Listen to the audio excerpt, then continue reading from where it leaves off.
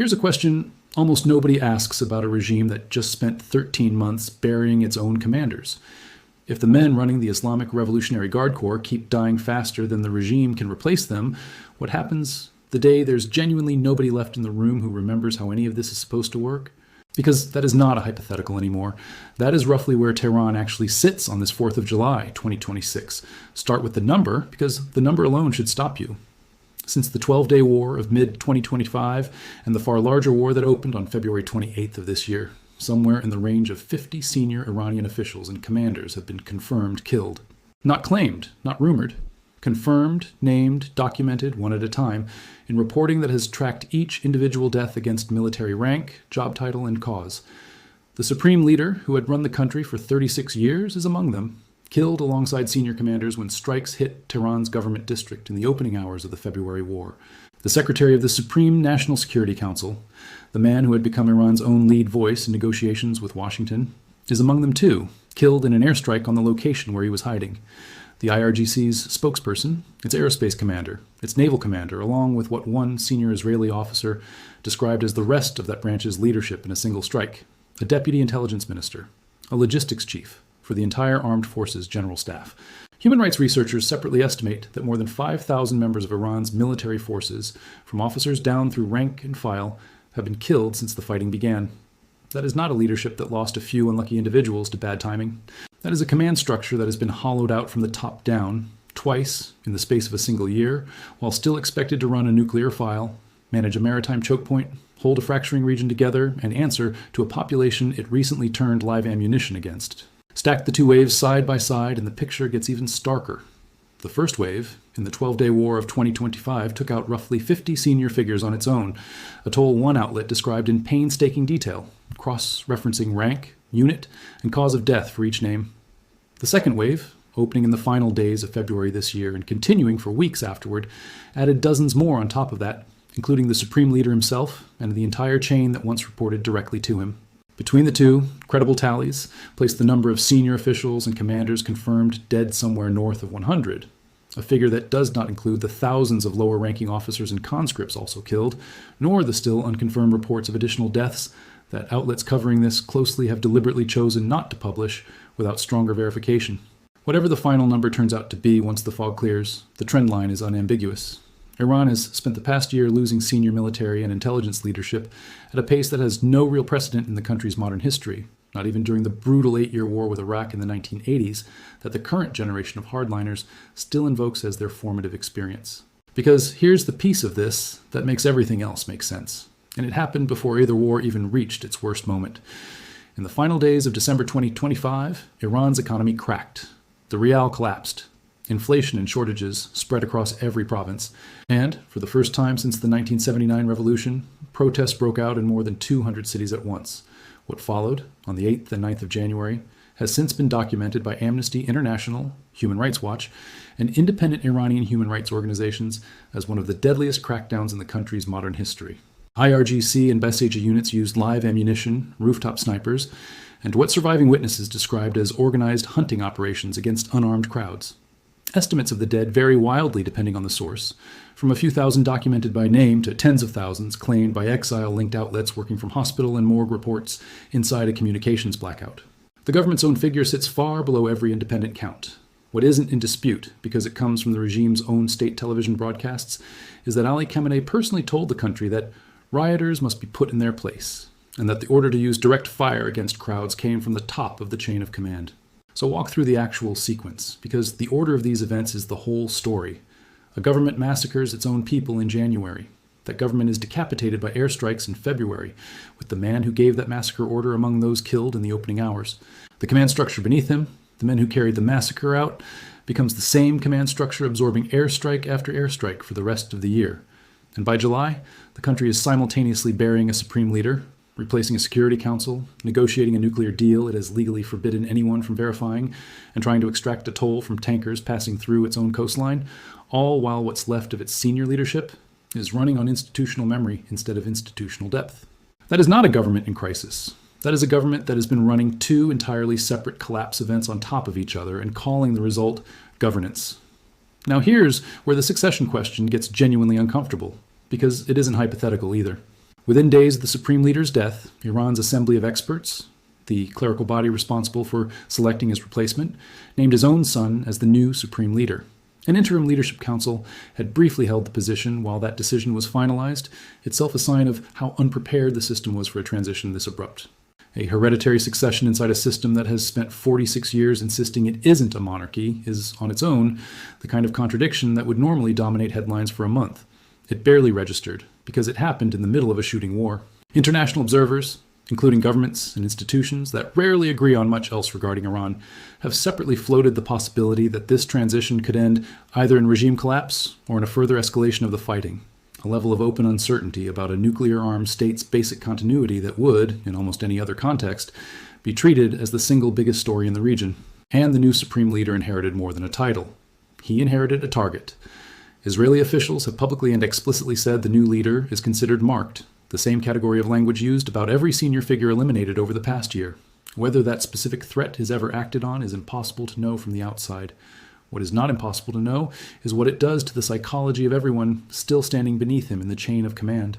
Every general, every cleric, every negotiator currently representing Tehran in Doha is operating with the working knowledge that the last set of people who sat in those exact chairs did not all survive the year. That is not an abstract pressure.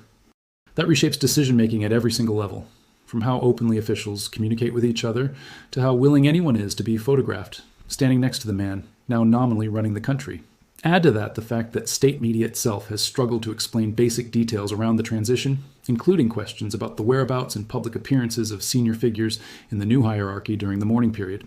In a system this opaque, an absence doesn't have to mean anything sinister to still generate weeks of speculation, rumor, and conspiracy theory, both inside Iran and among exile media abroad.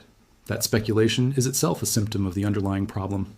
When a government's own information architecture is this brittle, when official explanations arrive late, thin, or not at all, the vacuum fills itself with theories the regime cannot control, and every one of those theories chips further away at the sense that anyone is actually steering the ship. None of that requires a single confirmed fact to do damage. In an environment this starved of verified information, the absence of an answer functions exactly like an answer, and it is very rarely the reassuring kind. Now let's go to the water, because this is where Tehran's remaining leadership has decided to make its stand, and the story here is just as tangled as anything happening on land. Since the earliest weeks of the war, Iran has treated the Strait of Hormuz as its single most valuable card, and for good reason. Roughly a fifth of the world's oil and liquefied natural gas moves through that 33-kilometer-wide channel. Before the war, that passage was free, protected under international maritime law, as a straight, open-to-transit passage for any vessel.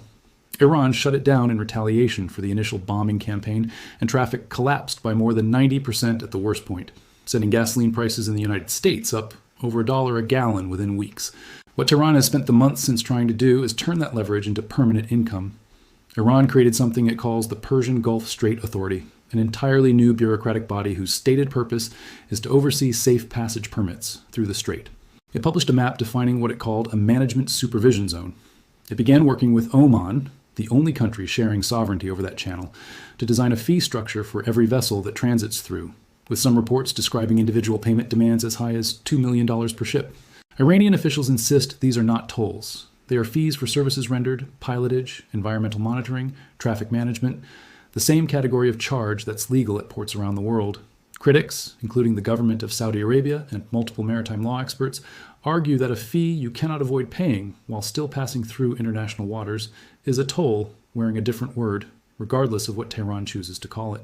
One senior fellow at a London-based security institute put it bluntly, call it voluntary if you like, but the strait was completely open before the war, and now it isn't. Washington's answer to all of this has been consistent to the point of being repetitive, which in diplomacy usually means someone is genuinely worried. The White House says plainly that no country is allowed to charge tolls or fees on an international waterway. The Secretary of State has called the entire scheme unacceptable, warning it would make any broader deal unfeasible if Tehran keeps pursuing it. And yet, according to multiple people briefed on the ongoing discussions, Iran and Oman have gone ahead and presented Washington with an actual proposal anyway, one that includes joint fee collection between the two governments, dressed up in the language of voluntary contributions rather than mandatory tolls. Oman's own foreign minister has publicly tried to walk a careful middle line, saying Oman does not support fees, while simultaneously acknowledging his government has spent years maintaining that waterway's safety infrastructure without ever collecting a cent for it, and that maybe, in his words, now is a suitable time to start charging something. That is the sound of a government trying to have it both ways in real time, in public, while the country it's negotiating with holds one of the most economically important channels on the planet as collateral. And underneath all of that toll language sits a far more basic and far more dangerous fact. There are still reportedly unexploded naval mines sitting in that water, a legacy of the earlier blockade that nobody has fully cleared. American intelligence reporting from earlier in the crisis put the number of mines still unaccounted for in the Strait at more than a dozen, sitting somewhere beneath one of the busiest shipping lanes on the planet, their exact locations known with precision to essentially nobody outside the units that laid them. Iran has explicitly said mine clearance in the Strait will be carried out only by Iranian forces, and by no other country, which means the single most basic safety requirement for restoring full global shipping through that corridor is currently held hostage to the same government that planted the mines in the first place. You cannot have free passage through a channel that might still be seeded with ordnance, and you cannot clear that ordnance without the cooperation of the one government whose entire negotiating strategy depends on keeping the world uncertain about how safe that water actually is. So follow the logic all the way through, because it loops back to exactly where this story started. A weakened leadership, still absorbing the aftershocks of a decapitation strike and a domestic massacre, is using the one geographic choke point it still controls to try to manufacture the revenue its economy desperately needs, while refusing the one form of international cooperation, mine clearance, that would actually restore the confidence needed to get that revenue flowing at scale. That isn't strategy. That's a government trying to monetize the one piece of leverage it has left before that leverage evaporates. Because everyone in the region knows that leverage only exists as long as the ceasefire holds and Washington keeps choosing patience over another round of strikes. And patience has a shelf life.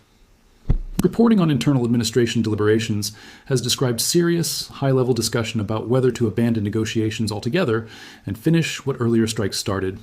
For now, the diplomatic track has won that internal argument. The current framework gives both sides until roughly the middle of August to reach a lasting agreement, and officials on the American side have said they're comfortable if talks run past that date rather than force a premature collapse.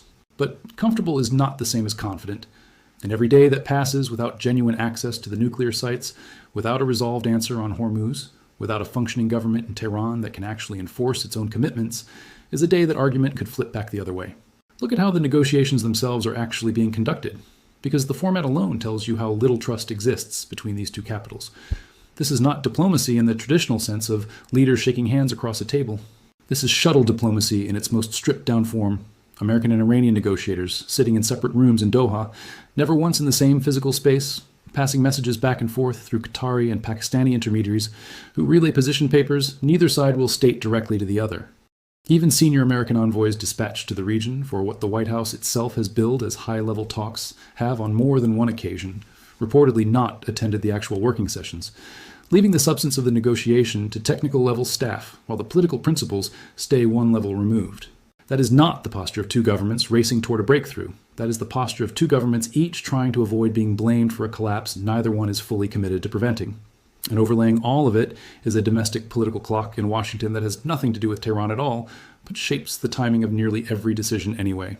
American officials are keenly aware that a resumption of open warfare, with all the associated spikes in gasoline prices and market volatility that came with the first round, carries real domestic political risk heading into a contested midterm election cycle. That awareness cuts in two directions at once.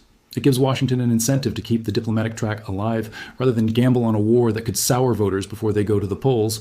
But it also, and this is the part rarely said out loud, gives Tehran's leadership exactly the kind of window it has repeatedly shown a willingness to exploit, stall, delay, extract concessions in slow motion, and calculate that the political cost of resuming the war rises for Washington with every month that passes before votes are cast.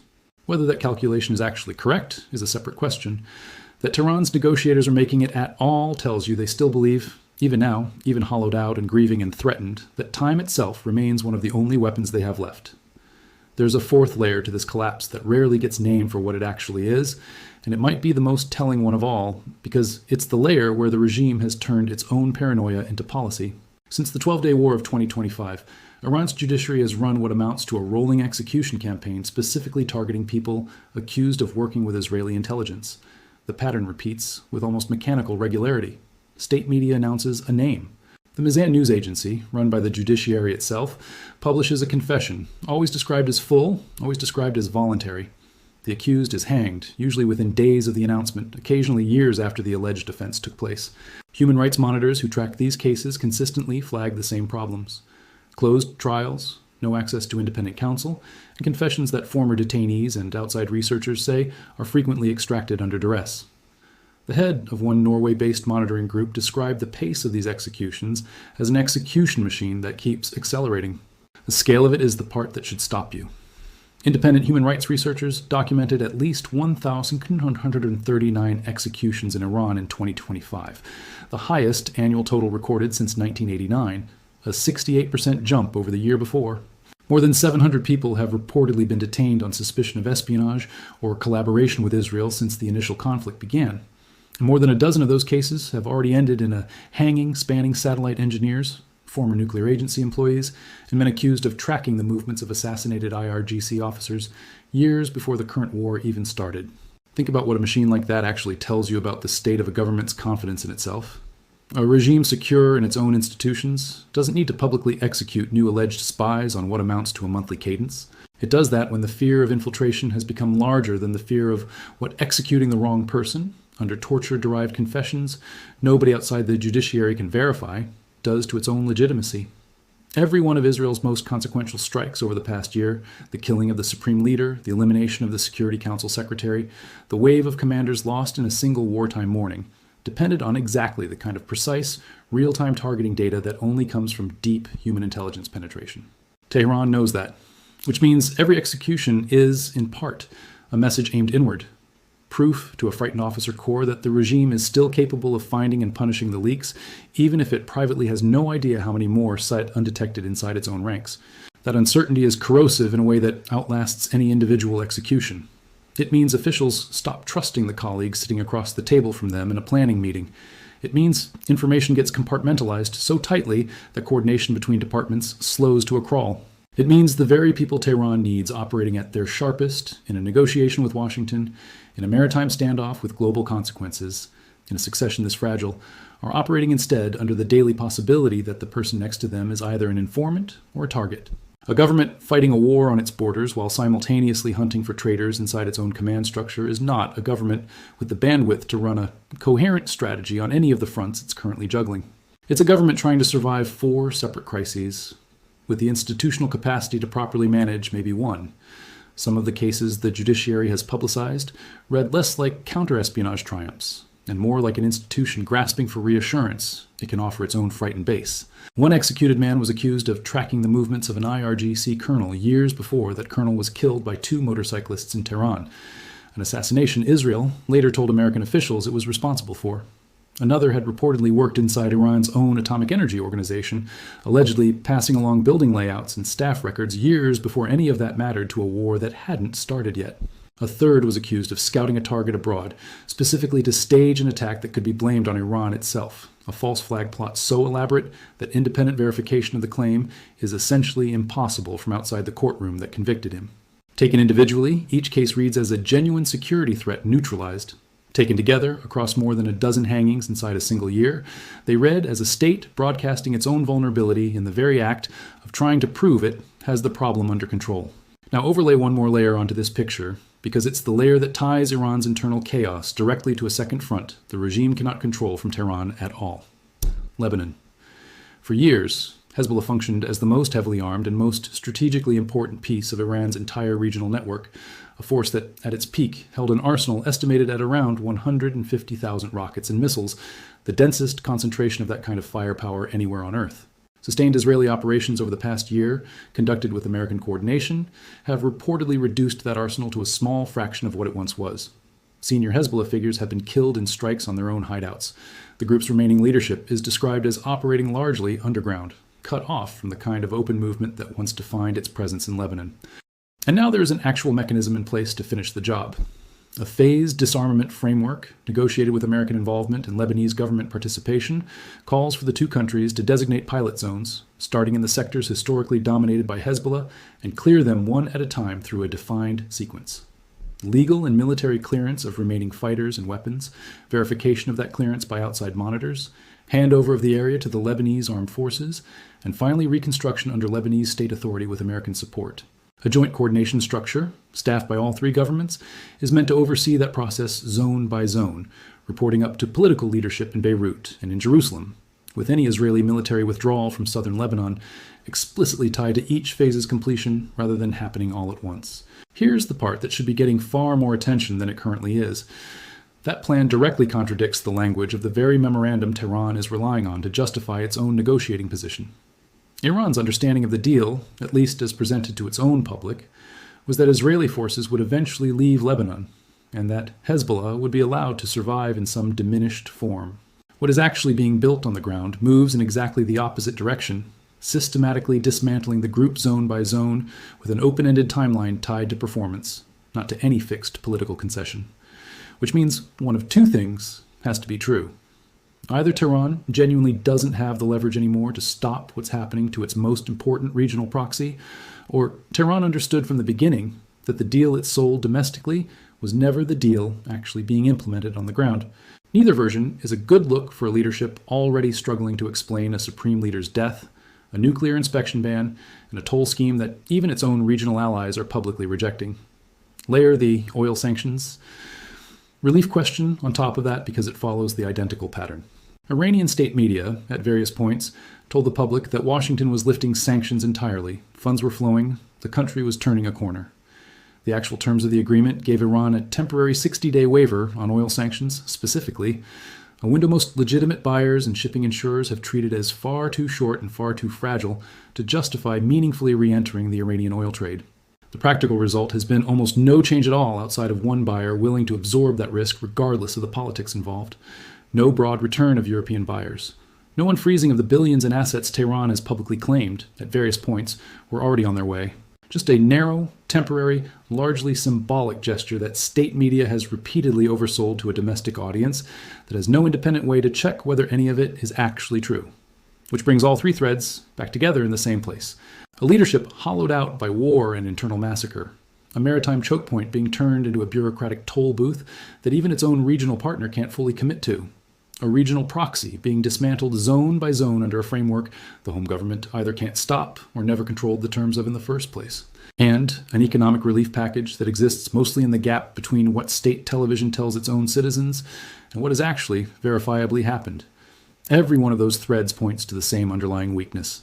This is a government narrating strength to a domestic audience it can no longer fully control, while every actual point of leverage it holds, the nuclear sites, the Strait, the proxy network, the frozen assets, keeps eroding underneath the narration in real time. So where does that leave the next several weeks? Watch the things that don't depend on anyone's press statement to be true. Watch whether the Persian Gulf Strait Authority's fee proposal actually gets implemented at scale, or whether it quietly stalls the same way the earlier toll announcement did the moment Washington pushed back hard enough.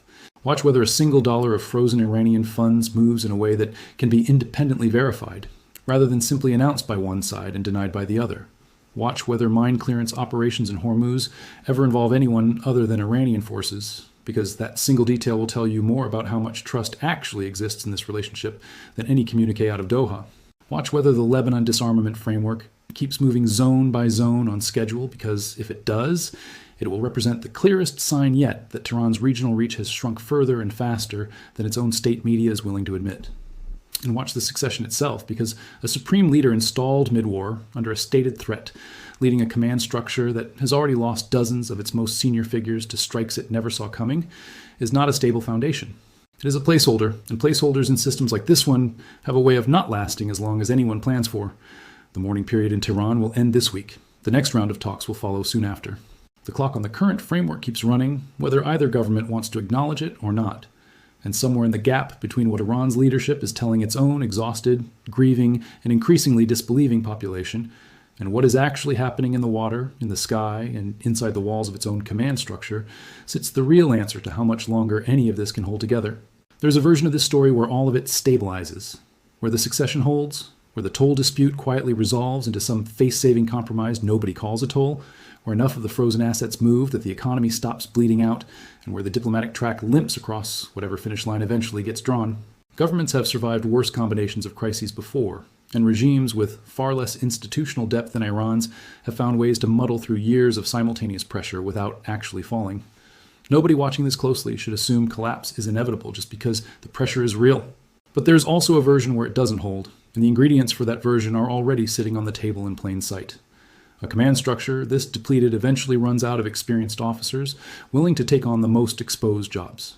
A population that has already watched thousands of its own killed in the street and buried a supreme leader mid-war and been repeatedly told things by state media that later turn out not to be true, has a limited tolerance for absorbing the next disappointment quietly.